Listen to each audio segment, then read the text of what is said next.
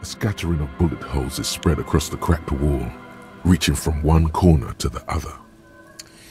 Alright, here we go. Let's try this again. Why this many bullet holes? A row of ghostly shades stand facing the wall. There are many of them, a dozen at least, their heads lowered and eyes blindfolded. It's quiet. No sound. No movement. 10 meters away, other shades are lined up in an orderly manner, automatic rifles primed. A gust of wind blows by. The coats of the firing squad flap slowly in the breeze. A single person stands on the side. A long time has passed since the moment of this fusillading. Rain and brine have since washed all the blood away. Not a trace remains. What is this? The abundance of bullet holes leads to two options. Either an inordinate amount of executions were performed here, or they did not use a conscience round, where only one soldier has the loaded rifle. Looks like this was a mass execution with everyone fully armed.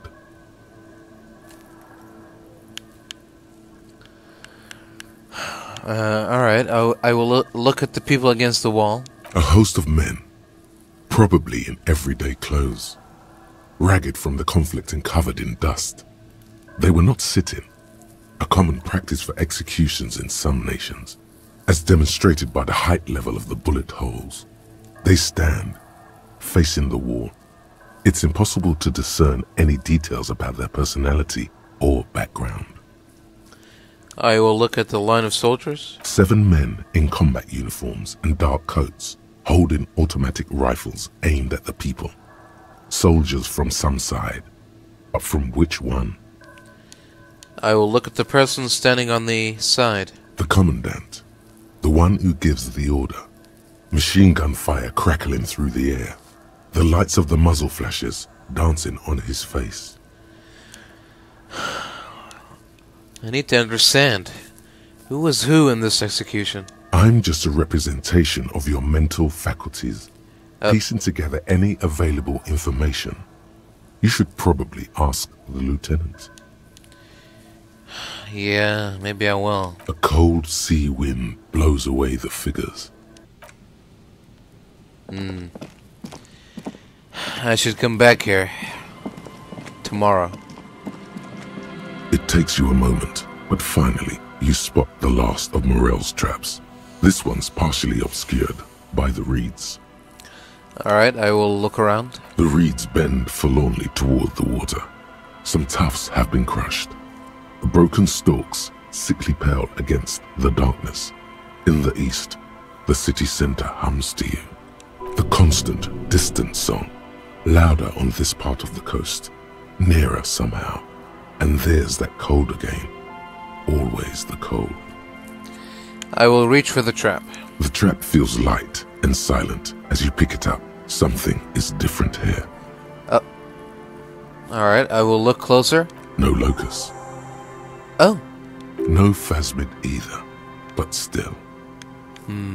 I will look closer still. Nothing. No traces of the locust or the Insulindian phasmid. What happened? The netting is a little untidy, messier than the others, like someone or something picked up the trap and shook it before dropping it back down on the ground. The reeds continue to hiss around you as you put the empty trap back on the ground. Time to consult the professionals, Morel and Lena. Alright. Let's return with the interesting news, developments. Yeah. All There we go. This is a 3% roll. You know, I think we're gonna be stuck here for a while. It'll probably help if we wear some logic boosting things, like not these glasses. Like this jacket and this hat thing and these glasses And this hat. Other hat. Wait, what? There's two hats. And anything else?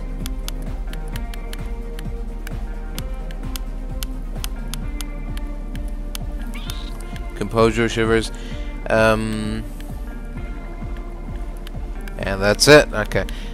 Should be should have a better chance here now.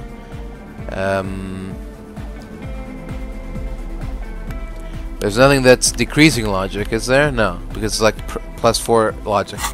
Okay, so another quick save, and here we go. Yes, what is it? Still 3%. All you hear. Oh god, man. Sometimes this game, you know, is at its best, and sometimes... Yes, what is it? You don't have to. You already have. A long time ago. What are you talking about? How? These thoughts formed in you somewhere, in a long-forgotten discussion, behind a kitchen table, in the evening light. They did? And a woman, she was there too. Her hair smelled of shampoo and she was smoking. Suna. It's the origin point of the pail. What? The swallow. It's how it starts. It's baby pail. But Pale isn't here. We're thousands of kilometers from the edge. That comforts her.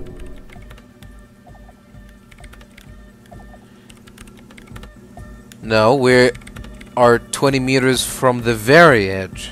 She looks up into the darkness under the nave, then back at you. The pail is only an effect, a transition between the world and that. Then what is that? It's nothing. No, it's less than nothing. No. It's less than nothing. The final rest state for reality. Imagine if all this never was. Then the Pale is... Simply a gradient. But the gradient, it clearly hasn't started yet. We're here, and the Pale is not. One day when it's larger, it will be. I understand. A theory of the Pale where instead of an outer ocean, it metastasizes. Like a cancer or a mold. Erupting in points inside the world. This is one of those places. According to this, how long... Until it starts swallowing, it's already started. Starting with sound. And information. Causing data losses in the East Insulindian front. Have you considered why it's formed in a church? And also when or how it might start growing, or if it has other effects in addition to sound and data? It didn't form in a church. The church formed around it. Of course! A pine wood sarcophagus, or a containment facility of some kind, built by the first settlers.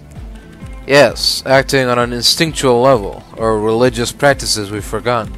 I have considered the same. The bad news is, there were 7 pinewood churches built in the first decade of provincial settlement. Most of them were burnt down during the revolution, or repurposed before, during the suzerain. I'm not saying all of them have one in them, but... Some of them might. A black grain hanging in the air.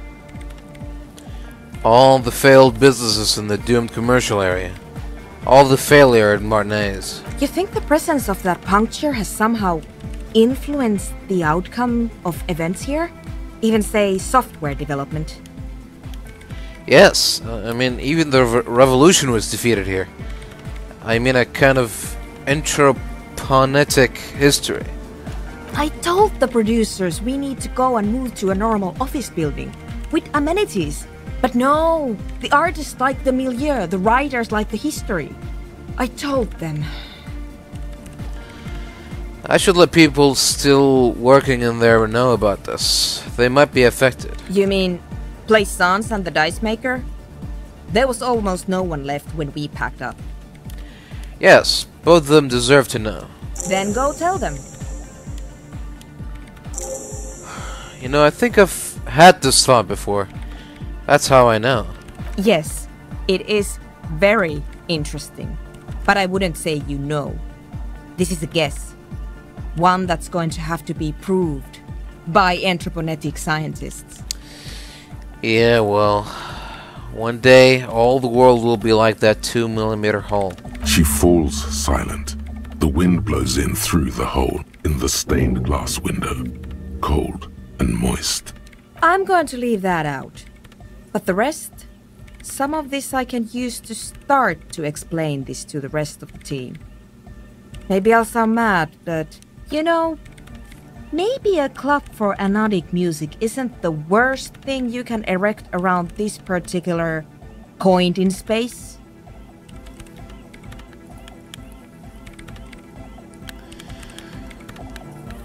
Yeah, perhaps not.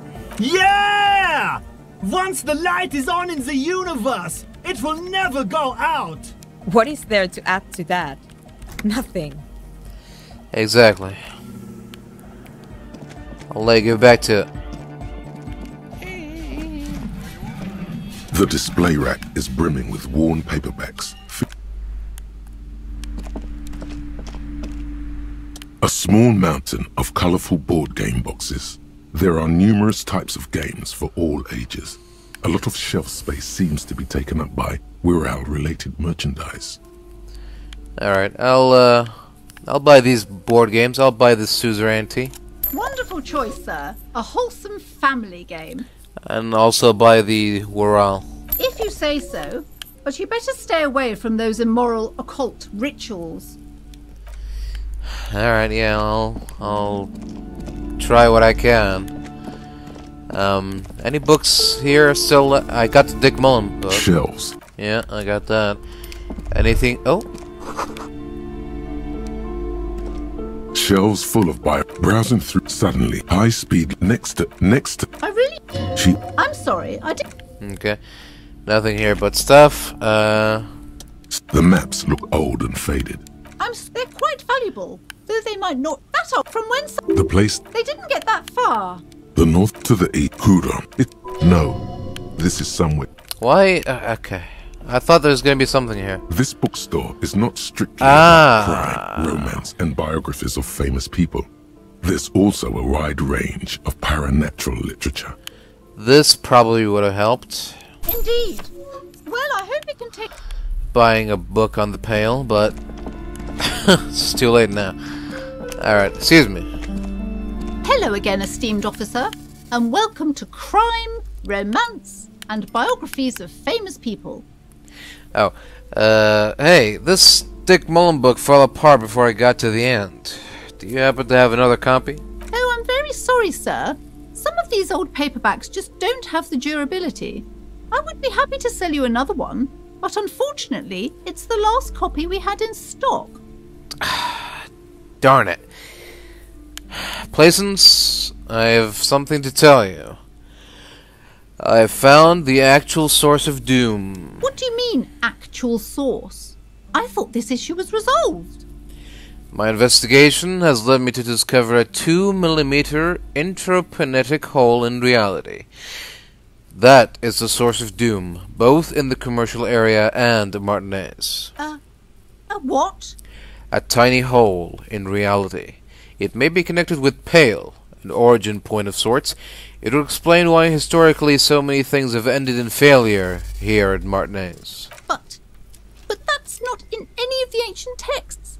How am I supposed to protect my bookstore from that? She's too afraid to even say the word.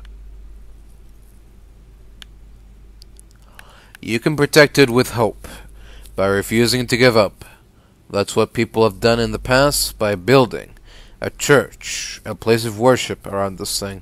You're right, officer. I mustn't lose faith, especially now that Annette is finally settling in at school and making friends. No, we can't just leave. Besides, didn't I have some Sailite hope catchers round here somewhere? I must find them. Everything will be all right if I can just find them. Thank you for your help in any case. There's the You're spirit. welcome back here any time. Farewell for now, book peddler. And good luck on your ventures. Oh god. Did I do the right thing? Should I have told her to leave? I don't know. It's tough to tell, really.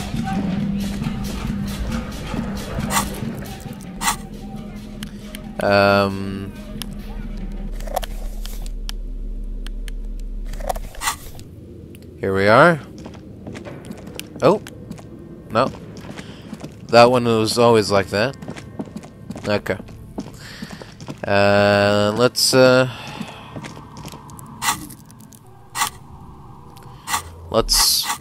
Let's break the bad news to our dice maker friend here.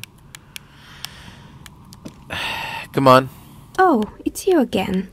Are you looking for a die? Oh. Okay, hold on a minute. Here we go. Oh, it's you again. Are you looking for a die? I think I found the actual source of the curse. I thought we agreed that the curse isn't real. It's a bit more complicated than I first thought it would be. I'm listening. Well, there's a 2mm hole in reality located in a church on the other side of the canal. I think it may be related to Pale. Excuse me? A 2mm hole in reality? This can't be true. I'm afraid it is. Suna Lukanen Kilda, the former lead programmer of Fortress Accident, made the discovery. Sona is involved in this? So it's even worse than I thought. It's not just the commercial area that's cursed, it's the entire world. She looks outside the window where the night has fallen on the yard. But hey, don't worry about it. You've been doing fine so far. I'm sure it's nothing. You mean considering the fact that the world is collapsing on my porch? In any case, thank you for stopping by. It's good to have an answer, even if I can't claim to understand it fully. Sure. It's still a pretty low percentage. Let's look for some shiver increasing outfits, clothes, things. I know that the Hjelmdal shirt gives me a little bit of that shiver. Oh, scented scarf.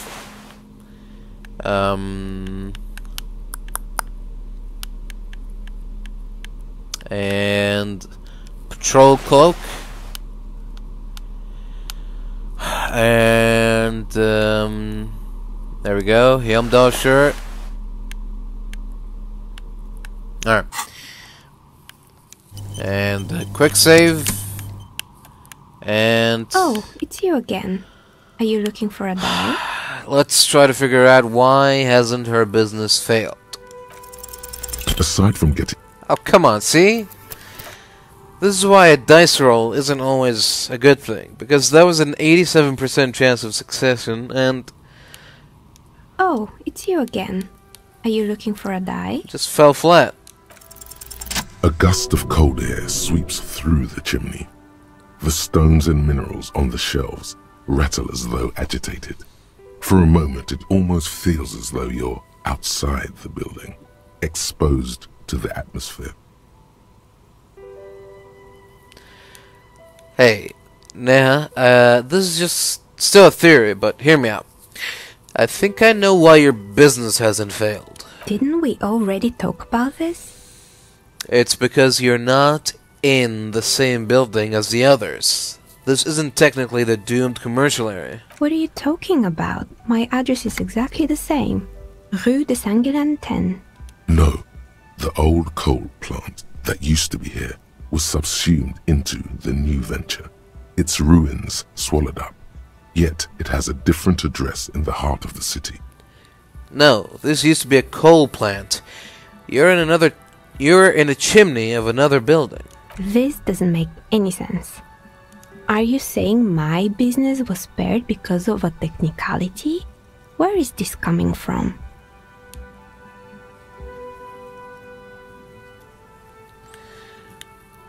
I'm just using logic. It's windy in here. You probably haven't properly sealed the chimney crown. You're right. I should take a trip to the roof once the snow is gone.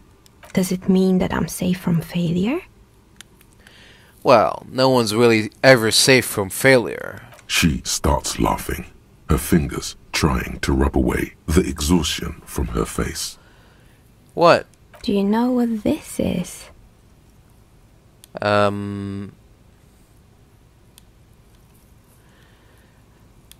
Looks like a piece of jewelry. It's a mourning ring. I made this when my first company failed. It was a small jewelry shop right here in the East Delta Commerce Center, built with the little I inherited from my parents. I drove it into the ground within a year. I didn't have what you would call a viable business plan. Why are you telling me this? It wasn't just a jewelry shop either. I always thought that it was just the world you were supposed to try again and again until you finally succeed. And now you're telling me what? That it was all because I didn't run my little shops and ventures from a dump inside an abandoned chimney? Hey, don't call it a dump. You've made it nice and cozy here. Yeah. Or maybe it's the entire world that's cursed. It's such a precarious place. Nothing ever works out the way you want it. That's why people like role-playing games. You can be whoever you want to be, you can try again. Still, there is something inherently violent even about dice rolls. It's like every time you cast a die, something disappears. Some alternative ending or an entirely different world. But anyway, thanks for sharing your theories, officer. Sure. Anytime. Hi again, Gendarme. Hey there. Could he be a member of the homosexual underground? What? Yes, this man is definitely one of the homos. I've seen them homos with my own eyes. A homo? This sexual thing seems interesting. Ask around. Become involved. I beg your pardon? Just pointing it out. We're not talking about some kind of cult with members here. You made it up. Hey, sir, are you part of the homosexual underground? The homosexual underground? Why, yes I am, officer. Why? Do you want to investigate?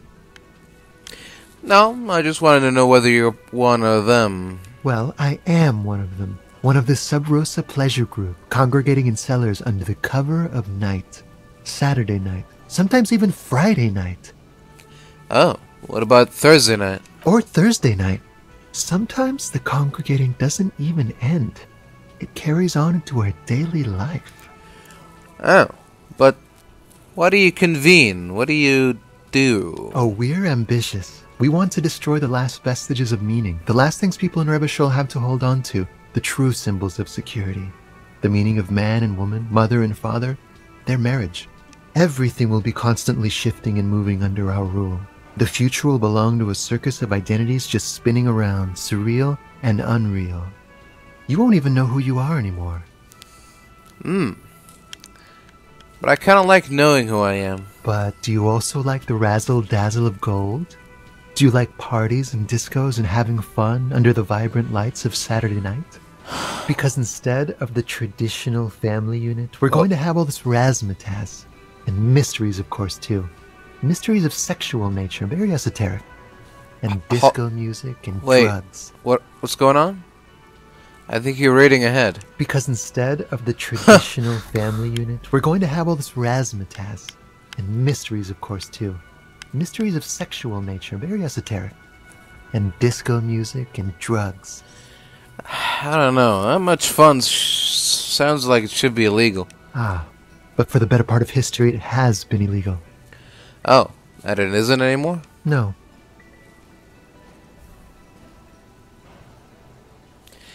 Alright, well, then I'm definitely not in. Sure thing, officer. What do you want to know next? Nothing. Bye-bye, gendarme. See you later. That was, educational. Anyway, let me put my piss faggot shirt jacket back on. Don't mind me.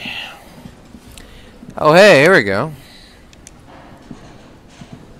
Oh, sweetie, I don't even know how to thank you for finding my husband and helping him out. I hope we haven't been too much trouble for you. No trouble. Just do my job, ma'am. Here, I want to give you a small token of my gratitude. Oh. It's a tie. Mexican origin. Oh. The pin is an antique. Quite special. I see. The little silvery knob holding the tie together feels warm in your hand. It's in the shape of an avian skull with 8 eyes. You could ask her about this when you get the time. It's probably a cryptid, but the phasmid, of course, is more important. By the way, you never told me you've seen the phasmid. Oh, you don't want to hear about some old woman's ramblings. Ramblings? Nonsense.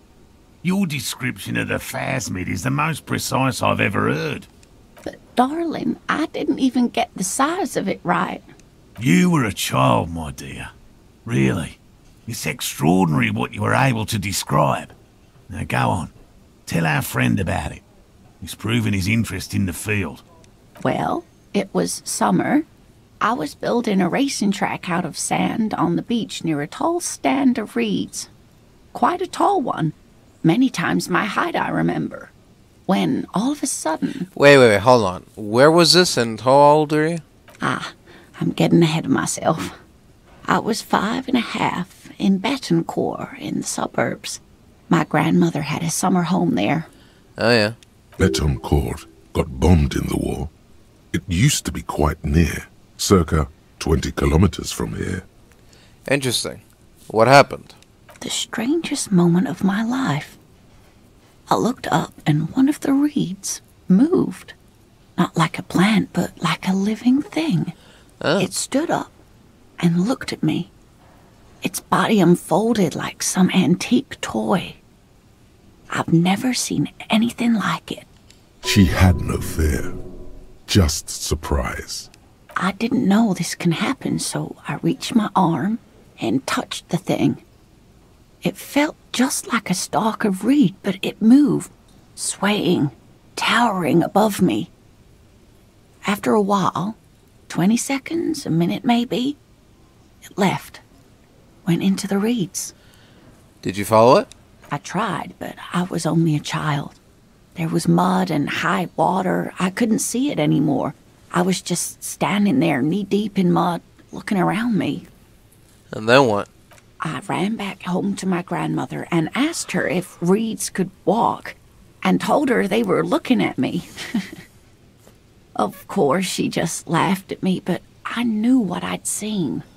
For years, it was a story I told at parties when I wanted to impress boys. That sort of thing. Of course, most people just took it as a strange, amusing anecdote. So did I, honestly. But then I met Morel. We were on a date. Can you imagine? She tells me a story, and it's the most detailed report of the Insulindian phasmid I've ever heard. The sounds. She told me it hissed. So that's how they met. This is beyond significant for them. Huh. It did, yes. Like reeds in a gust of wind. The way it moved, the colour, how some of its limbs were white, like marble.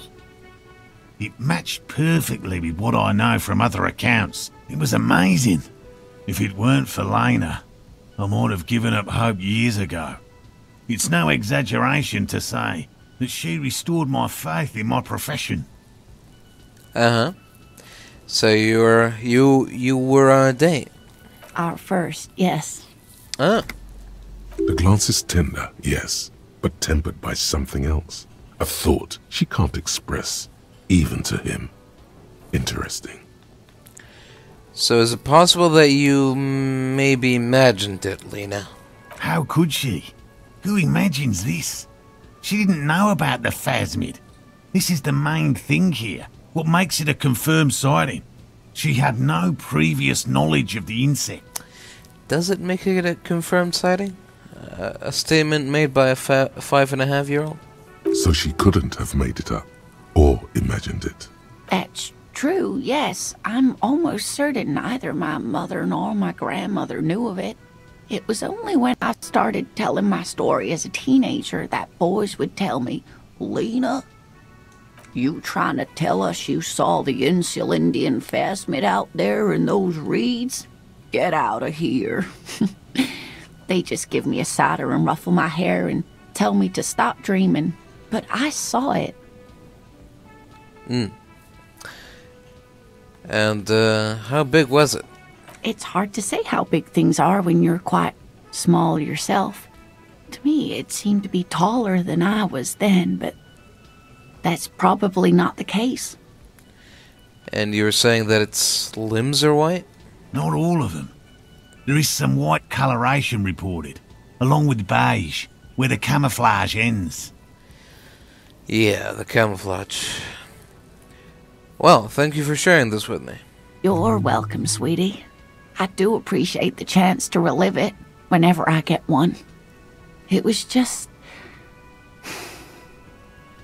such an impossibly sunshiny day. So warm.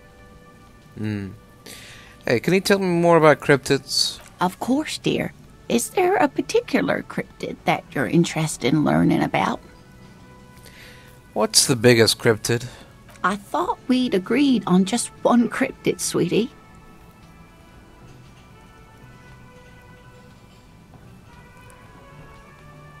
But this is so much more interesting than my real job.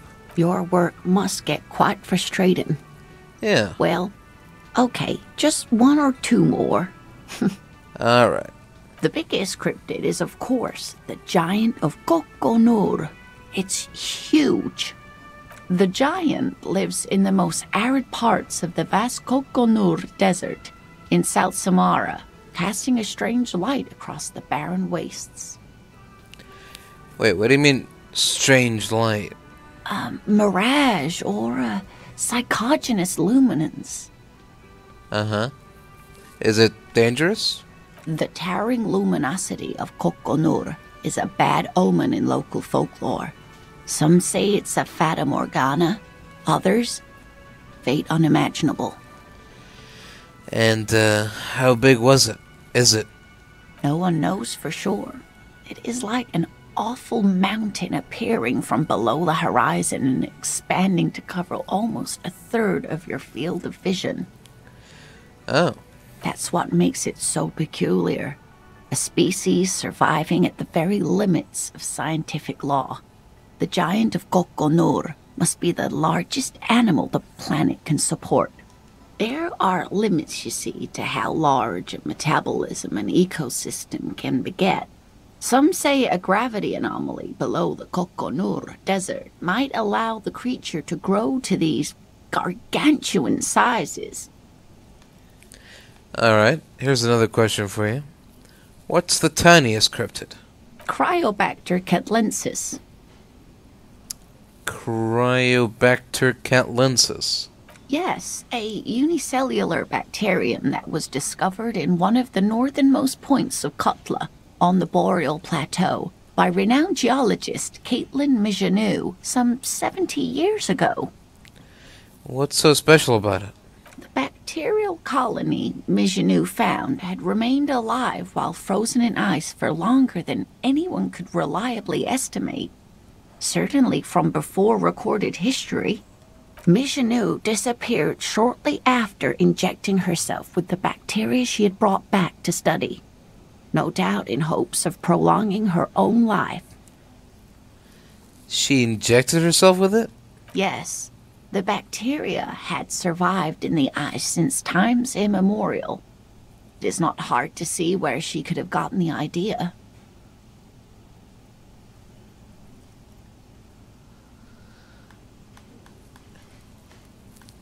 So you're saying that there might be an immortal geologist wandering the world? Yes, and she's quite mad, too. After she treated herself with the bacteria, she stopped aging, but also became increasingly eccentric and irascible, so that even her oldest friends were forced to pull away.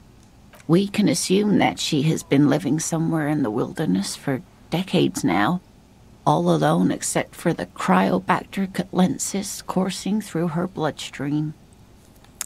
Alright, What's the most dangerous cryptid? The gnome of Jeroma. The Gnome of Jeroma? That doesn't sound terrifying. Oh, it is. None of its victims survived. Grieving relatives never even found their bodies because the gnome's venom dissolved organic tissue. Alright, and what did this gnome look like? It was reportedly a small creature with webbed fingers and a protruding forehead and a gangly little thing. Quite scary to look at. A couple of campers found it when it was already dying. They heard an odd wailing in the woods and followed the sound. They were scared and wrapped it in tarpaulin to suffocate it. It still took the Gnome of Jeroma an entire day to die. I see. And, are there any photos of this gnome? Alas, no. And the first scientist who got his hands on the creature's corpse put it in a jar of formaldehyde, thinking that would detoxify the gnome's venom. Uh-huh. Instead, all the venom leaked out of the creature's teeth and into the surrounding liquid, dissolving the creature itself. A poetic end, perhaps, but a real loss for science. Sure. Alas, always alas, and then it was gone. Isn't that overly convenient? Seems very convenient that it just disappeared and nothing like it was... What? Seems very convenient that it just disappeared and nothing like it was seen again. Oh, nothing like it was seen again. I understand your skepticism, but that's what happens with things that are rare and stand out. Their disappearance is most memorable, and they are least likely to be found again. Hey, is this bird a cryptid? No, it's the cryptid. Okay, what is this bird? The eight-eyed teratorn, the largest flying avian ever discovered, with a wingspan of 11.5 meters. It was thought to have gone extinct 3,500 years ago. Some even doubted the fossils were real. A mutation, they said. Until... Yes? Mutation? All of evolution is a mutation. Until? Until it was sighted by renowned Gotvaldian explorer and naturalist Uwe Plattenkalk in 21. This renown seems a bit dubious. Your own catalogue comes up completely empty. But, of course, you are not all-knowing. Of course. I need to hear about this sighting. It happened on a botanical expedition into the vast and unexplored Oamrau Canyon in southeast Ilmara. Dr. Plattenkalk got separated from his group during a sandstorm. Hold up. What's an Umaru? The world's largest canyon system, sweetie. It's a barren waste east of the Erg Desert. An ancient riverbed completely dried up. Alright, so what happened? Alone in the blasted desert heat, the doctor wandered eastward, where man hasn't stepped foot in over 1,000 years, since the fall of Pericarnassus. Oh. He was lost, without any navigation equipment, and desperately low on water. After a day or two, he noticed a bird high in the noon sky. A great black bird. It seemed gargantuan. Every now and then, the bird would dive down to feed on an animal carcass somewhere on the horizon. But by the time Uwe got there, the teratorn had taken off already, and the carcass was picked clean. This happened many times. Oh. Eat the bird. Uwe. It's the only way to survive. So he was following it? Yes, or rather, hunting. A bird that big has a lot of blood in it, and he was dying of thirst. For many days, Dr. Plattenkalk followed the teratorn until they reached a great canyon wall where the bird finally landed to rest. The professor climbed up there with a rock in his hand. He found the bird sleeping with his head tucked under its wing, a great black pile of feathers on the perch. So he approached, slowly squeezing the rock in his fist. Watch out! Then the Tetatorn suddenly looked at him. He could see it had 8 eyes, 4 on either side of its skull, like a spider. And the man couldn't move. He was paralyzed, frozen into place with the rock in his hand. Whatever he did, he could not get closer to the bird. Why not? The bird was controlling his mind. Oh. Kept him from approaching. He could step back, but every time he stepped forward, paralysis. Uva spent 3 days trying until the bird flew away. And how did he survive to tell the story? The 8-eyed Tetatorn was indifferent to him, as long as he didn't get closer than 2 steps. It even let him feed on some carcasses up there, and the 2 unfertilized eggs it left behind. An 8-eyed mind-controlling bird? Come on. Yes way, sweetie. Cryptozoologists have been tracing it ever since, but Wamrao is vast, mysterious, and holds many secrets. Modern radar telemetry shows great promise. We will confirm this one by the end of the decade, latest. So, that was the last anyone saw of it? Sadly, yes. But there are numerous reports of 8-eyed bird skulls from Il Mara. And then there's the striking resemblance to the Pericarnassian imperial eagle, an ancient heraldic symbol that is hard to pass off as coincidence. The imperial eagle, too, had 8 eyes. Oh. Very, very hard. This one's very famous. Everyone knows it. People be looking at that tie on you and thinking, that man is into cryptids. So, what else do you want to know? Well, this has been educational, but sadly, we need to discuss something else. Of course, dear. That's all for now, ma'am. Arno van Eyck. Okay, so Egghead is clearly not Van Eyck in disguise. Van Eyck is an Oranese disc jockey, but those people get around, especially in Revachol, in the clubs on Boogie Street. Perhaps he stayed here for a short stint and discarded part of the song he was working on. Just threw it away. And then it ended up in the Hawthorn tree. But why? Did he think it was retrograde? It wasn't. No. Perhaps he caught a glimpse of the future and did not want for it to arrive just yet. Maybe. Perhaps the city whispered the top line to him, and he was frightened by it.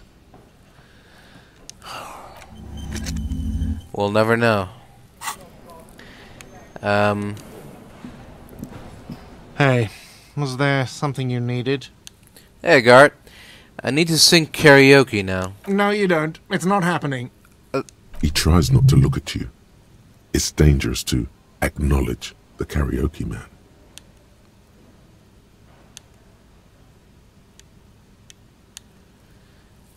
Well, why do you even have the PA system if no one's going to use it? It's for no one. It's a prop. I'm not letting anyone use it after the great karaoke catastrophe of 44. Oh.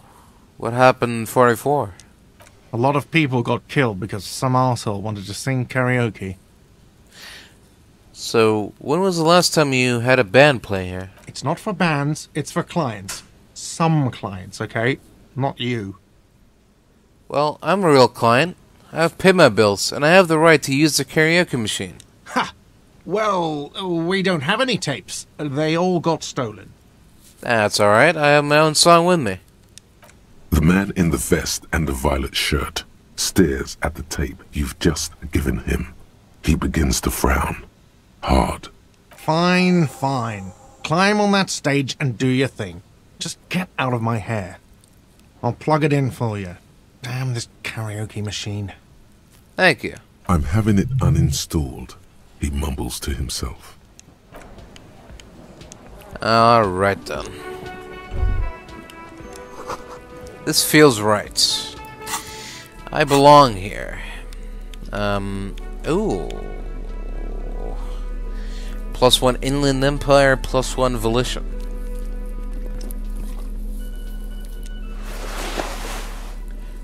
Sure. Why not? The stage is all set up for your performance. Feels silent. You can hear the pellets creak under your feet.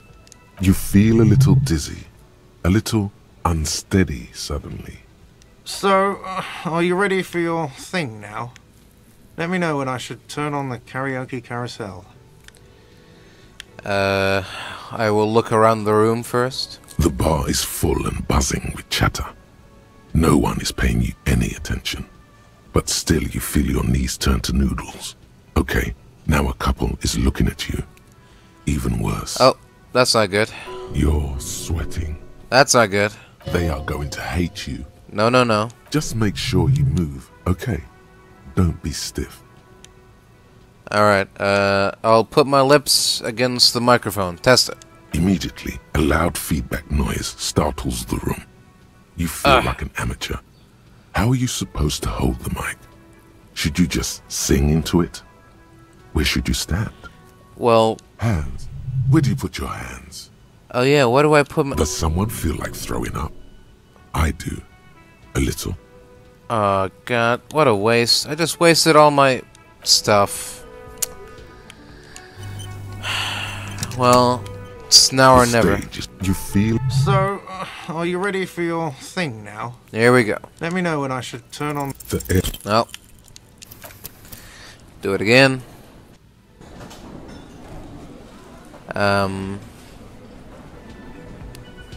The state So, are you ready for your...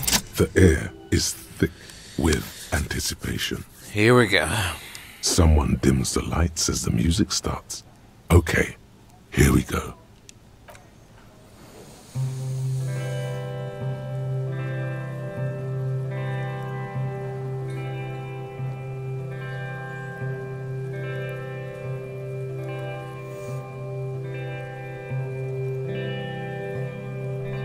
I would often go there,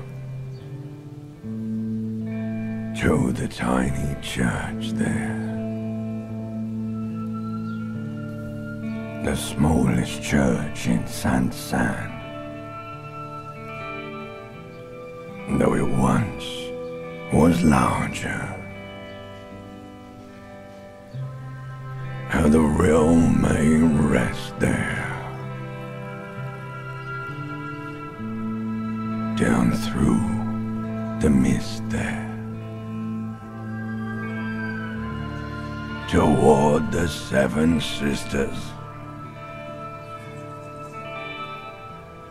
toward those pale cliffs there. I would often stay there, in that tiny yard there.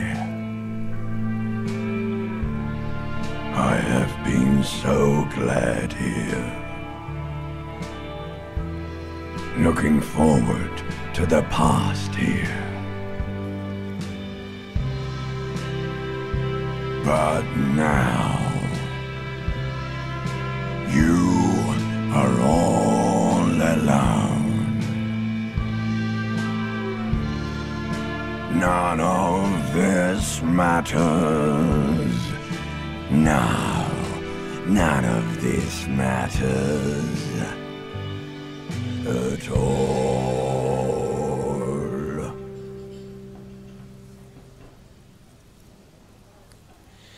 Yeah. A lazy applause fills the room. You feel your hands shake as awareness of your body returns to you. Thank you, ancient reptilian brain. There is silence now, in the deep, where the voice came from. It has receded, to return only in dreams and nightmares. This guy really carried you.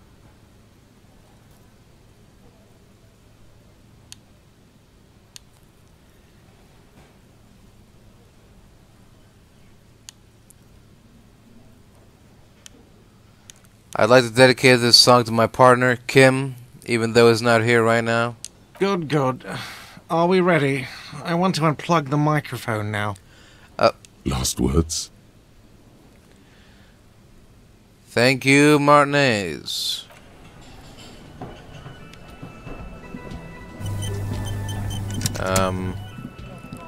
God bless. Who's this? These the cops. You look like shit. Oh? And I don't mean that as a metaphor. I don't look like shit. Judith, back me up here. You do look... It looks like it's been a tough week for him. No, what do you want? There's something about this guy that matches with a face in your head. A similar, but different face. He might be wearing a disguise. Cool shades. Are you wearing a disguise? Yes, it's a hobby of mine. As if waiting for some kind of reaction or response. Something to click. It's not happening though. Who is this guy? Hey, got some questions for you. I'm a cop. About what? You don't look like a cop. You know what you look like? Krasmazov? Yeah, sort of. Okay, I get the reference. Like after he got run over or something. Oh. So, will you answer some questions for me now? No, Why not? 'cause it's not my job. Why don't you go and fucking do yours and solve this damn hanging? Alright, if you don't want to answer questions, maybe you want to hear me say things. Actually, I don't want to hear you say things. Come on, Jean. Okay, say things. I want to hear you say things. Suddenly, out of nowhere, case-related things start popping up in your head. Alright. So, I'm doing this investigation, and it turns out he was shot and hanged. You think he was hanged as a cover-up? To hide the shooting? Hey, why am I telling you this? I don't know. Why are you? Oh my god, there's more.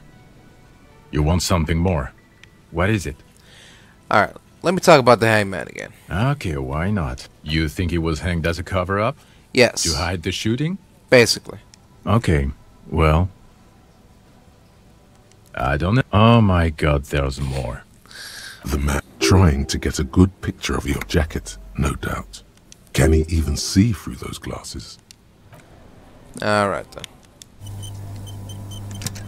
Again? I can't believe this shit. You know what it is. It's like the two of you know each other. Just ask him. Hey, tell me the truth. Do you know me from somewhere? Oh, I definitely know you from somewhere. Another life. From where? Another life? Yes, from another life. A different life. Maybe the life of a police officer belonging to the ranks of the... To what station do you think you would belong in this alternate and totally fictional reality? 41st? Okay, that's plausible. That's entirely plausible. Now we're really getting somewhere. Somewhere good. Alright, so let's talk more about that hypothetical Station 41 you mentioned. Okay. So, what would our relationship be in this alternate universe? Let's be crazy. Let's say you and I are partners. How's that for a thought experiment? Like partners in crime, or...? No, because in this thought experiment we are police officers in a police station. We don't do crimes. We're not crime bros. Right. Come on. Stop it. Do you have a crime to solve? Oh, no. You see, I enjoy watching other better cops solve crimes. And let me tell you, it's been quite a privilege seeing you work. This isn't helping. And who else is in our imaginary police station? You're not going to believe this, but... police officers. Oh. Yes, sir. Solving crimes, locking up bad guys, and get this, and not getting that drink on at 2 o'clock. Just some regular boring motherfuckers in suits and uniforms. Nothing spectacularly extravagant like you, the far-out son of Lang. Who? Who's the far-out son of Lung? Oh, it's you, you eccentric genius. I mean, with your unorthodox approach to police work, it has to be you. You want to tell me more about him? Or her? Not even a little bit. Alright. I can't imagine it anymore. Neither can I, partner. Neither can I. Yeah, alright then. See you around. Again, he provides no reply, instead seemingly trying to get a better look of your attire through his sunglasses. Good luck. These look darker than welding glasses. Yes? What is it? So, did you hear that? Did you hear me sing? Did you like it? That was pretty good, Harry. Wasn't it, Jean? Whoa, how does she know your name? Oh. She probably heard it from somewhere. You have to be more careful, Karaoke star. Names are dangerous. Huh, that was... Yeah, that was absolute shit, if you want my opinion. Drunken shit. What? Haven't wanted anything to end this badly since I had cluster headaches. Horrible. Truly horrible. I beg of you, don't ever subject anyone to this torture again. I mean, seriously, you need to... Jean, it's not right. Don't make it worse, and I really liked it. She actually did. Huh. Hey, did you just call me Harry? Yes, I called you by your name. What about it? How do you know my name? Good. Everybody knows your name. Please go finish your investigation, so everyone can go home. Okay. Are you with him? Of course I'm with him. Why do you ask? Well, he's a bit of an asshole, isn't he? You're an asshole. You know what? Maybe we're both assholes. Well... Please, let's not turn this into another exchange, okay? So you're the police, right? That's cool. So am I. I don't know what to say. Don't say anything, Judith. Is he police? Me? No. I'm just a man with sunglasses. I like wearing sunglasses inside. Sunglasses and a fucking wig. Okay. Alright, that makes sense. And what are you, the police, doing here? I'm just looking out for... No one. I'm just a man with sunglasses. And you are? A policewoman. Yes. A policewoman who just wants to do her job. That's all. Something about the man with sunglasses and you, the energy between you two, is making her uncomfortable. Well, goodbye for now. Okay, the man with the sunglasses and his hypothetical Station 41. Weird, right? I guess, yeah. There's something missing here. Something you can't put our finger on. You know what? Just ask him. I know it sounds crazy, and you'll probably get laughed at. But still. You know, I was thinking the same thing. I should just ask him if we're from the same station. Yes, just cross it off the list. It's probably not true, though. Yeah, but it's worth a try. Again? I can't believe this shit. Hey, so, look. I just have to ask. Are we from the same police station? I'm going to say no. Just to see what you'll say to that. What'd you say? Okay. Okay? Jean, he said okay. Give it a rest. Okay, I was clearly wrong. He is a firefighter, male nurse, animal control agent, something of that kind. Not a cop. Go on with your cop work. Don't let me stop you again. Alright. Watch out for yourself, loser. That voice, so very familiar. Did you hear it when calling to your station and reporting your badge missing? Wait a minute, your voice. I recognize you. Oh, really? I wonder where. I lost my badge recently, you see, and when I called in to report it missing, you were there. That's the where you remember me from?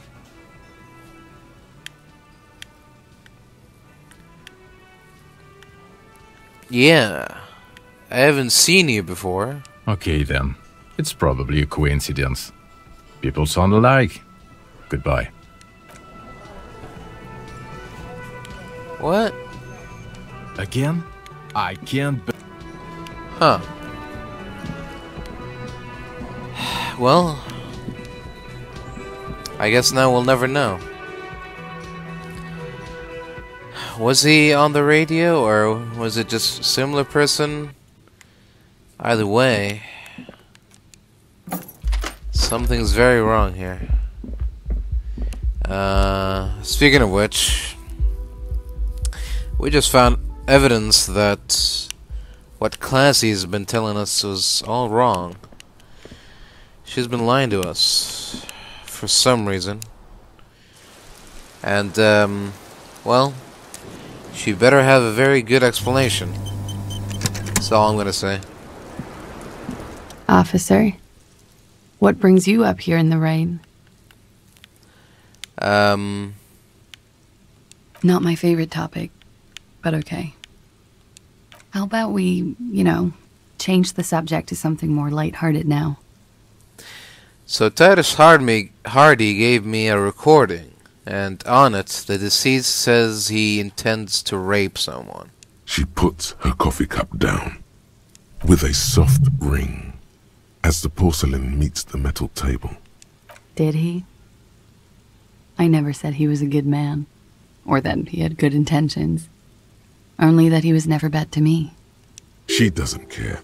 If anything, she sounds amused.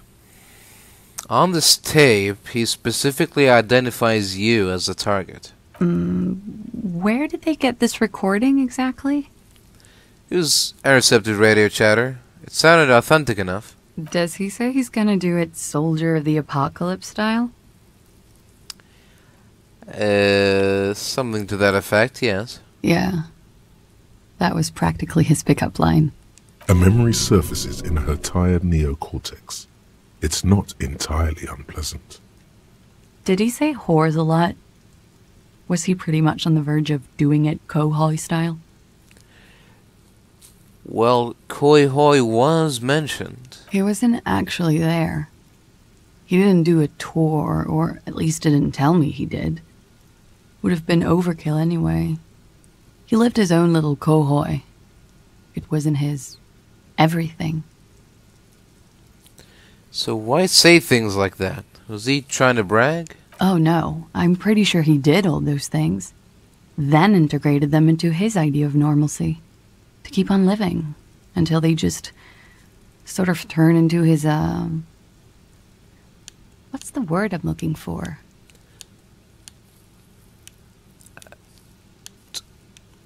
Persona? Running joke. Oh. I was gonna say running joke. And it sounds like you didn't even get the good bits.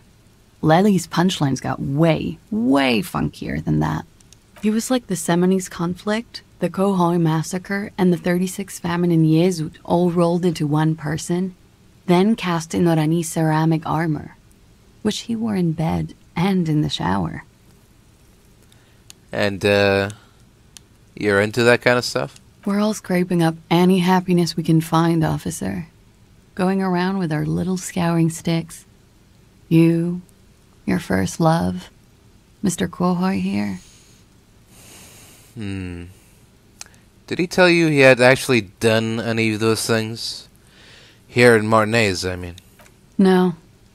We were too busy laying waste to our own nervous systems to direct any of the fury outward. He seemed happy, I guess. At ease. As much as a man like him could be. There is a small measure of pride in her that she could quell the rage in such a being. What kind of man was he? Before you go, ask for details. She seems okay to talk about it. She takes a very small sip of her coffee and smiles. Now that you've had some time, can you tell me more about him? Sure, I can try. What do you need? His name? Actually, officer, I didn't know his name. I just called him Lely. Is that a nickname? I guess. He came from Lelystad. It's short for that. Oh. And it was his army name, apparently. He said his real name wasn't his. I tried to pry it out of him, but it was no use. I see. Where in the GRIH is the lieutenant? possibly speeding from one terminal to another in glorious solitude. Wherever he is, you need him. Your other questions will make little sense without him here.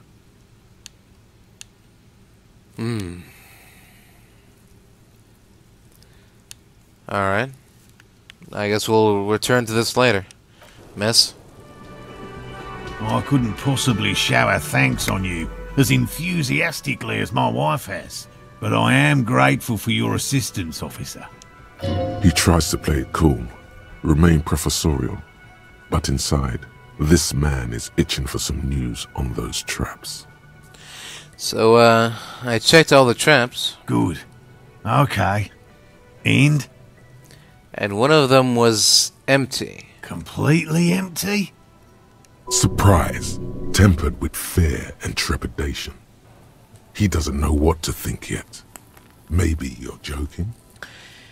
Yes, there was nothing in the trap. No locusts, no phasmids. No locusts? No phasmid either? That's not ideal, but... It just means the Insulindian phasmid is even more clever than we thought. She's engaging in a well-known self-deception called motivated reasoning. You should correct them. You're dealing with a subject near and dear to their hearts. It might behove you to tread lightly. Yes, the Phantasmadeia picked off the locusts and escaped. This is good news, though we'll have to reconsider the design of the traps, make them more secure. Another trip to the reeds.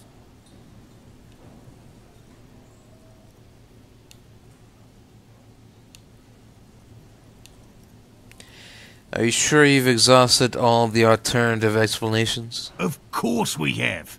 Wait, Morel. He may have a point. We have an obligation to rule out other hypotheses. You're right, dear. It's a fair point. But what other explanation could there be? Pardon me. This is a big deal for us. You've helped us twice now, and brought some great news too. My gratitude, and the gratitude of the Société Cryptozoologique de Ravachol, is yours. Heartfelt gratitude. But does it feel like closure? What really happened?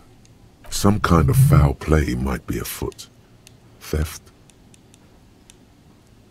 Let's find out. Consider the way the empty trap was disturbed, as though shaken. Most likely the hands of a young person. Hands small enough to fit inside the trap, too. You should ask the red-headed boy, Kuno. I think a little hooligan called Kuno may have stolen the locust. A little hooligan?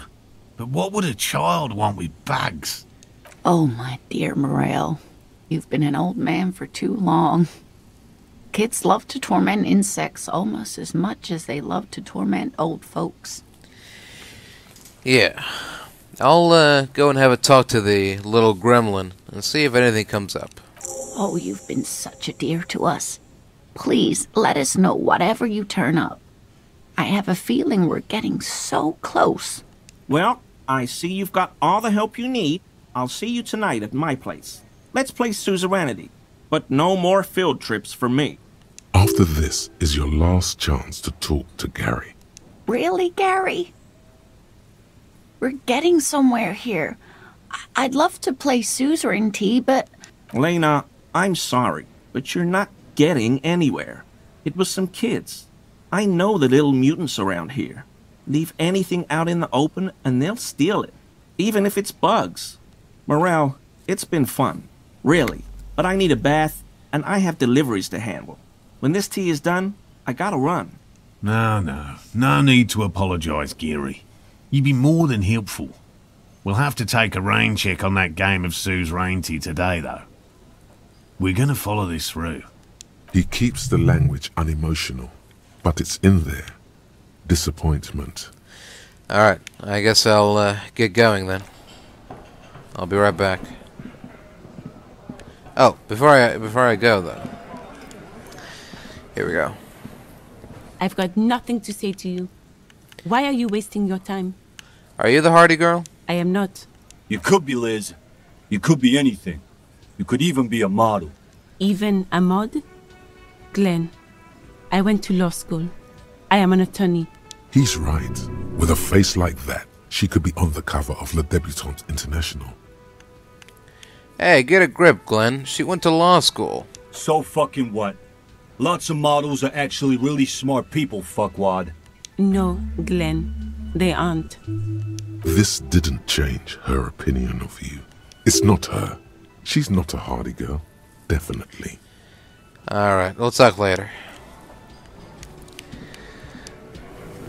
It's you again. What is it? Hello.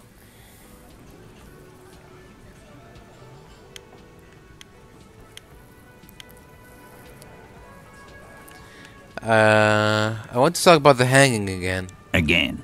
Just get the dead guy's autograph, since you're his biggest fan. Good one. About fucking time. Never mind. I found someone who saw the hanging. A witness. A witness? You ain't got shit. The locals would never come to you with this. That's just tactics, Titus. Next, he's gonna tell you one of us already rolled on the others, and is in witness protection. My witness isn't a local. Well, let's hear it then. Who is your mystery fella? He's not alarmed by the sudden appearance of a witness, but he is surprised. This goes without saying, but nonetheless, don't give out his name. Let's just say he's a high-ranking government official and leave it at that. Yeah, right. Like we wouldn't know if an MI plant was in our town. Nice try, right? MI is short for Moral Intern. Oh. Moral Intern is short for Moralist International. Oh. The coalition that runs Revachol. I've seen this shit a million times, Titus. Fly fishing. They are desperate. Tell us, Copper, what wacky claims did he make? Well, he said that he saw 2 people of Arab Hajjite descent and 1 Mesk. Arabagite? Boss, I think he's trying to say me and Theo. Well, yeah. What is confusing you? Eugene, Theo, and Elaine were there too.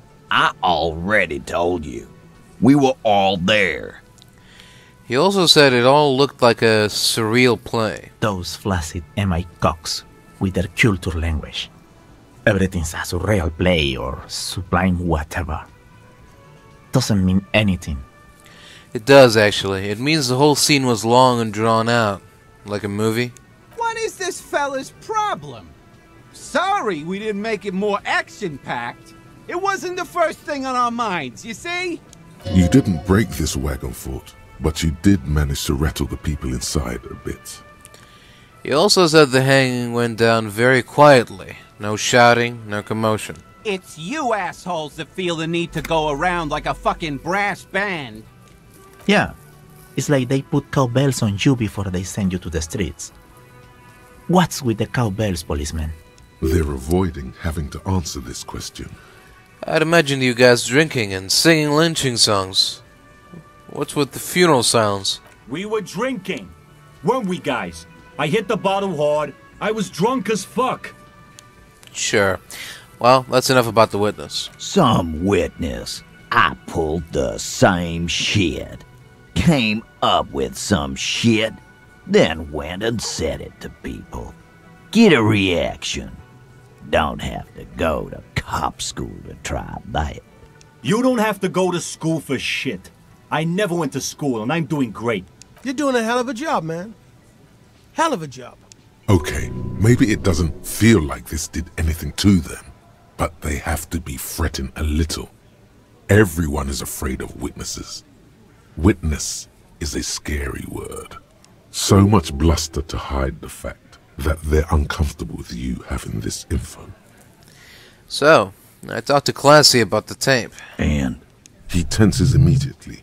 Chest tightens, jaw sets, ready for another blow. And nothing. She stands by what she said. That fucking fucker. You're the worst cop in Revachol. I gave you gold on that tape. That fucker wasn't aimed at you. It was at her.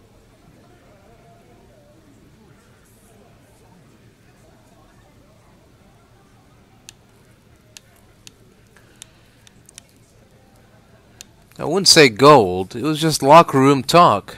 It's not evidence. Locker room talk? What are you, fucking brain dead?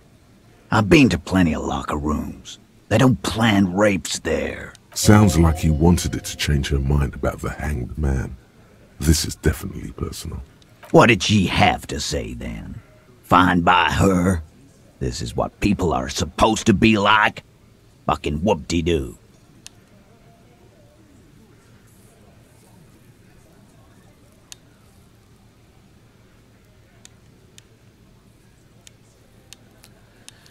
Well, if anything, she seemed turned on by the whole door gunning thing. Right. No good goddamn psycho whore. Alright. All fucking righty then. I guess it's good then. That fucking... Please try to control yourself in the presence of visitors, Titus. This is just perfect. Just fucking perfect. Any thoughts on this, lawman? You don't have to say everything out loud. Just mix and match.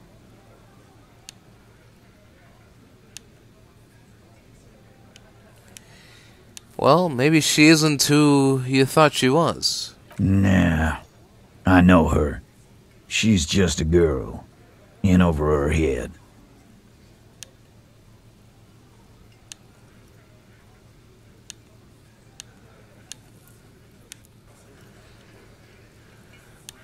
Titus, she has made my whole skill set compromised. She's some kind of pro.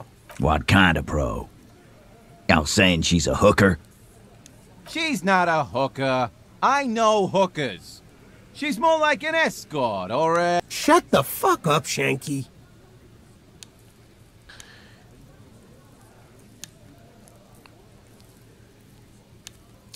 Look, Titus, be straight with me. What really happened? I already told you. We fucking hanged him. There's less gusto in his voice now. His men, too, are growing increasingly silent. The man is slowing down. Looks like a bad blood sugar crash. He can't keep track of all the variables anymore.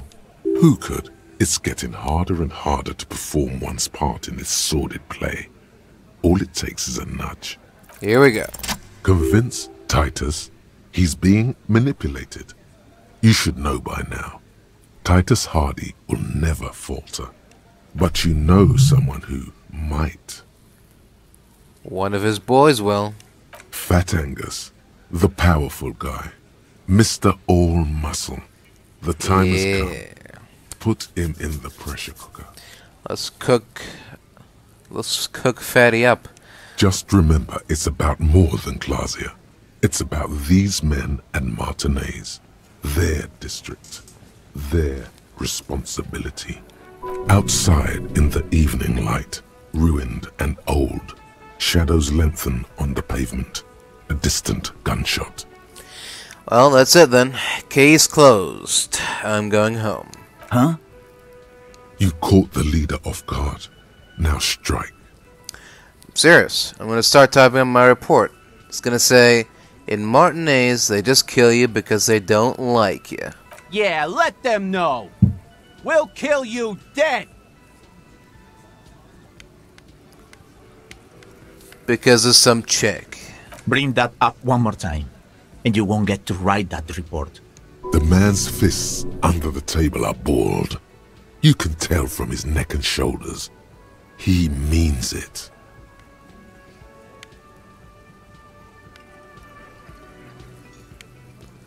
I understand. You hang them. You shoot them. Whatever. You can't even remember. It wasn't that. It wasn't. We didn't shoot him. That's it. That's the weak one. You flushed him out. Now go in for the... Officer, you will be next if you don't shut up. He's onto you. He knows what you're trying to do. Uh-oh. Steel yourself. Push on. Just ignore Theo. Alright.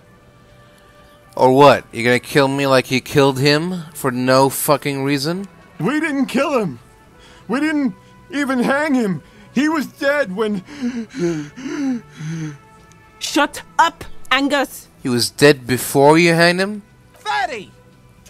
Say one more thing to the cops and I'll... Dennis, stand down, or I'll beat your head in. Theo, take your hand off the belt. This isn't 31. I've got this under control. Does he? His closed fist is shaking. It's you who's in control. Let them have their moment. Angie, where's your goddamn inhaler? You sound like you're dying. I left it home. I can't get it. I'm too fucked. I'm sorry. Why are you so fucking fat, Angus? Now it's all pointless. Because of you. You wasted my time. I told you, Titus. I told you just give her up. Lizzie, your help is no longer needed here. Go tell Everard. Fine. I'll tell him.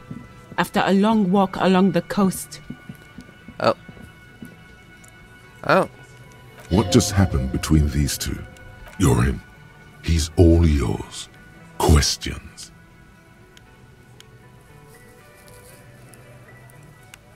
So you didn't kill him. He was already dead. He nods. You hanged a corpse to cover up the real cause of death? The bullet in his head? Another nod. Why? Because the girls asked us to. They were in some shit. Girls plural? There's another girl? 2 of them? Take note of this. They'll probably say more about her later. Did she kill him? Cop, I have no idea. The girl says she didn't. Alright, so what happened Sunday night? Classier came down. She seemed really out of it. Drugged up, even more than usual. Bug-eyed and gurning, you know? Not in a fun way. Uh-huh. It looked like she'd redosed after something went down. I've seen that look before. She was scared. I knew someone had died. How'd you know? I've done this job for 10 years. I've seen it before. It's the politician in the motel room with the dead hooker scenario. Only in reverse. Good analogy, boss. You don't get to talk yet, Shanky.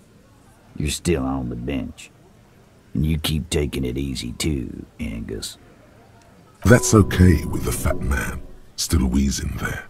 He couldn't speak if he wanted to. So what happened then? We went upstairs. Sure as day the merc was dead. There was a bullet hole through the window. Fucking dirty sheets and bottles everywhere. Ah, so that explains the new replaced window. He means they'd been fucking? Tibbs patched the window. And the corpse. We hanged. And whose idea was it to hang him anyway? Was it hers? In a manner of speaking. Remember the 2 girls? He may be talking about the other one. Earlier you said the girls asked for your help. Was this the other girl? That's right. It was her idea to hang him. I liked it for political reasons. It sent a good message. So it's her, isn't it? The drug trafficker? The missing 8th Hardy? Fella, you think too much. He's off all right. You're gonna hurt your head. A little too far there, but you're definitely right. That woman is just affiliated with the Hardy Boys. You don't know her, anyway. You know, it's okay for there to be a Hardy girl, Titus. We're Hardy Boys. And that's it. Sure. But can you tell me anything about this affiliate? Name? Current location? Nope. You're not getting to her. It's Klasia you want to talk to. Fine. So if Classy didn't kill him, why the cover-up? You may have noticed our girl's in some shit of her own. Yeah, I told you she's not what she seems. She's had special training for something shady. Oh, you meant that kind of training, like a spy. Maybe. The kind of people who are after her. I guess she'd have to be. And these people? Who are they? They're powerful, connected to the Moorland turn. She's clearly afraid for her life. Says if she showed up in your systems, she'd be ghosted away. That's all he knows. That's all she's told him. Why would help? What? Why would help someone like that out? Why would I? I guess we abide all sorts of runaways and losers here. It's a Martinez thing. So who killed the merc then? Any leads? Not yet. Just some ideas. She says the shot came from outside, behind the window somewhere. So that's a clue. What are you thinking? I'm thinking someone's past caught up with them. Either hers or his. Hers? I mean the people after Klausya. Maybe the shot missed. Maybe it was meant for her. I like that. Been thinking the same thing myself.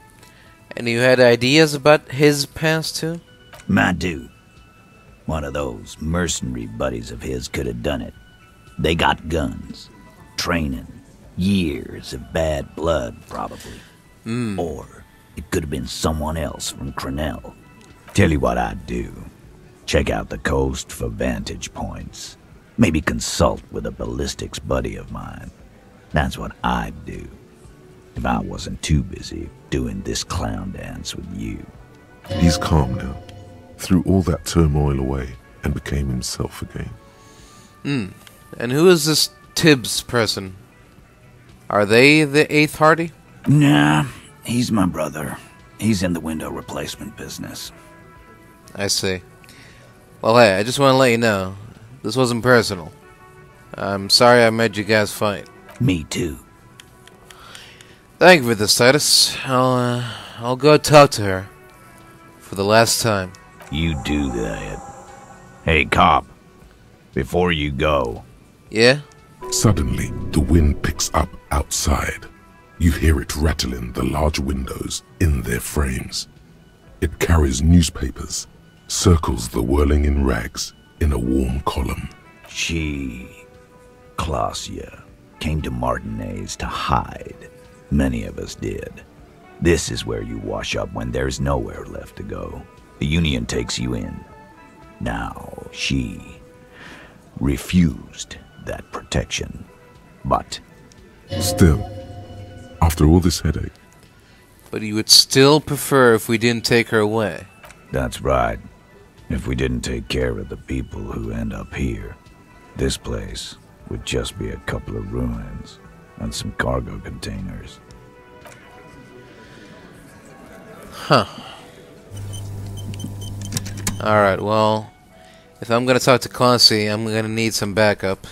And I can't get backup right now, so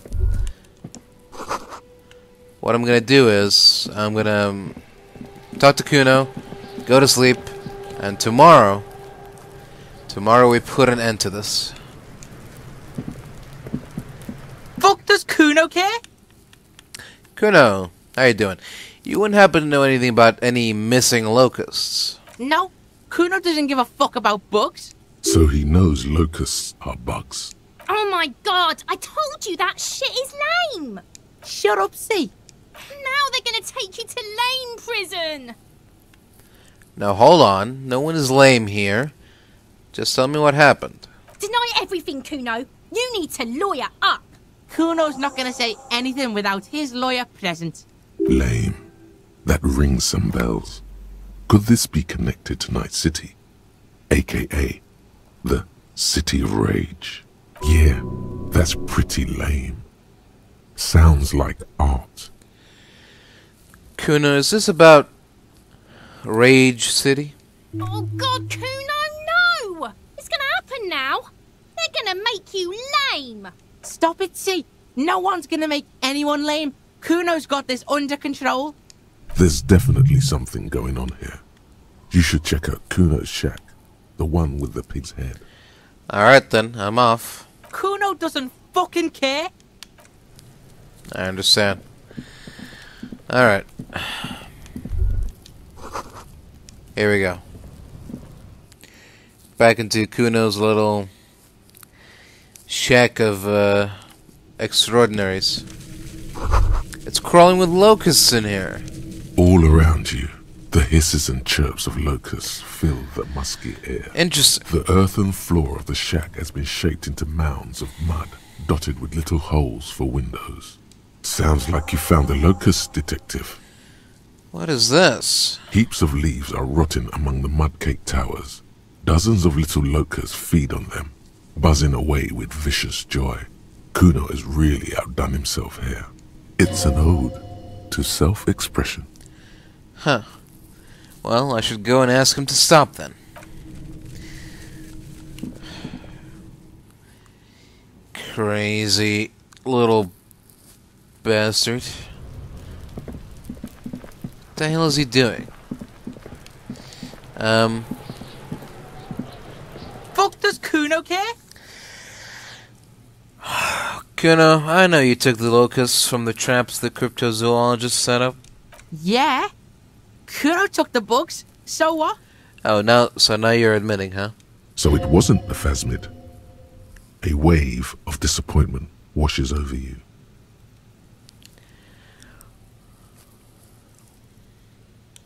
So first you say you don't give a fuck about bugs, and then you go and build a whole bug town? It's not Bugtown. It's the city of locusts. Locusts aren't just bug shit. They come out of the sky like a fucking shadow. Shit descends. Stop! Locusts coming down like a shadow. This must be the night city he mentioned when you asked him where he's been. So that in there is Night City. Yeah, Locust City. City of rage. City of lights. The girl forces herself to watch again, the corners of her eyes twitching from discomfort. The lameness is causing her physical pain. The damage may be permanent. You know, this city of rage sounds like a really cool place, Kuno. Kuno, the pig wants to help you. Oh, that's how lame it is. Please just don't say you're an artist. Maybe I am an artist. You hear that, everyone? I'm a fucking artist now. Did he just say I? Kuno usually calls Kuno, Kuno. Oh, hold on. Did I hear you right? You said I. Kuno made Kuno. Kuno says whatever the fuck he wants. There are no rules here, pig. Oh. I fucking say I when I wanna. Oh. And Kuno when I wanna. Kuno's free. Kuno's free to fucking die, bitch. I see. This is what he sometimes does when things get tense. Well, I think that's great, Kuno. It's cool to make art. Oh my god, Kuno! He's gonna make you totally lame in, like, 3 seconds! Don't let him, Kuno! Yo, fuck you, see? Kuno can be what Kuno wants to be. Kuno's his own man. Kuno's free. Kuno made himself into Kuno. Kuno can make himself into anything. Kuno can make himself into a pig if he wants. Kuno can make himself into a Kuno doesn't give a shit. Oh, don't make yourself into a pig, Kuno. You'll have to take me away. In it, you hear snow melting, dripping from the eaves. Someone closing a window. So that's what this is about.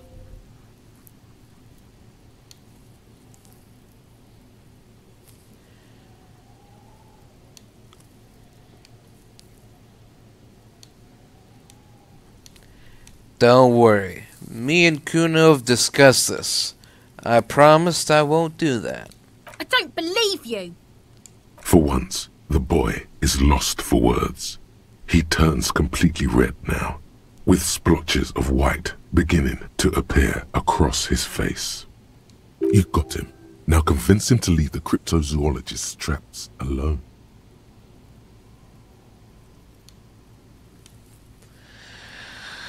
I have to ask, what does the City of Locusts mean?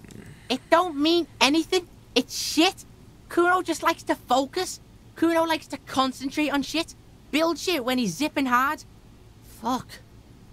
Pig, you really shouldn't have fucked with Kuno City. Now it's all fucking lame. Look, Kuno, I need you to stop taking locusts from the traps. The cryptozoologists are trying to find something very important, and those locusts are bait. I don't give a shit. I don't need the locusts anyway. Shit is all lame now. She was right. The girl's face appears again, above the fence, just long enough to make eye contact with Kuno. So, what's gonna happen to the locusts? Kuno's gonna let the fucking locusts die. Alright. Now that that's settled, I better be off. The fuck are they trying to catch anyway? With the traps? The Insulindian phasmid. He recognizes the name. Wait, do you know what the Insulindian phasmid is? Bitches think Kuno doesn't know shit. The fuck out of here. Kuno's tired of this shit. Alright, Kuno. See you later. Hello, officer. I think I almost have it. A new trap design, that is. I know you're skeptical, but I have a good feeling about this. Alright, well, I had a chat with this kid, Kuno, and he promised to stop stealing the locusts. So he was just a child. Thank you for telling us, sweetie. This is good news, right? It means we can try again. She acts chipper, but something's changed in her tone. A hidden worry. Something is secretly gnawing at her confidence. It's not this Kuno kid, or the missing locusts. It's something else. Yeah, you're right. We just need to restock the empty trap. Then we'll need to inspect the traps one more time. And then maybe we can.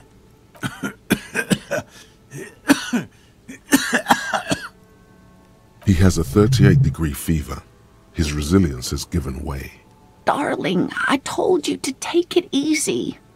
You're getting sick. Maybe it's time to go home. You're right, you're right.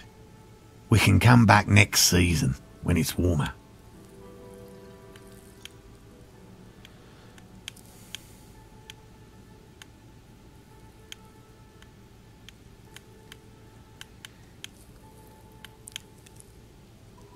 We've come too far to quit. I'm gonna restock the traps. Let's do this. Really? It's too much, officer. What Morel means is we're grateful for your help. Here's a fresh fractured locust. They should slide right down the funnel. Oh. And thank you again. Uh-huh. We will definitely mention you, should this lead to a discovery. I'm not talking co-discovery, of course, but... Wow. Co-discovery. You'd be famous. You'd show them all. This does tingle the pleasure center. It does indeed. Well, I better get going then. See you guys later. The trap stands empty amongst the reeds, powdered with snow. No insect sounds or movement around. Only the reeds' melancholy rustling. Alright, let's release the locusts into the empty trap. The locusts, dazed from being transported, slowly begin to acclimate to their new surroundings. They're not really going to get the chance to get comfortable here. Yep. So... now we wait, or... oh. We report back to Lena. Okay. Alright, well... it's 11 now, so... Lena and her husband have gone to bed. So, I'm gonna have to report to them tomorrow. It's getting late, and... Yeah. Alright. Just let me inside and let me go to sleep, will ya? The bed is comforting. Yeah. The bed underneath you is soft, if lumpy. Waves wash the sand underneath the hut, then grow distant to your ear. In the quiet hum of the organic heater, you fall asleep.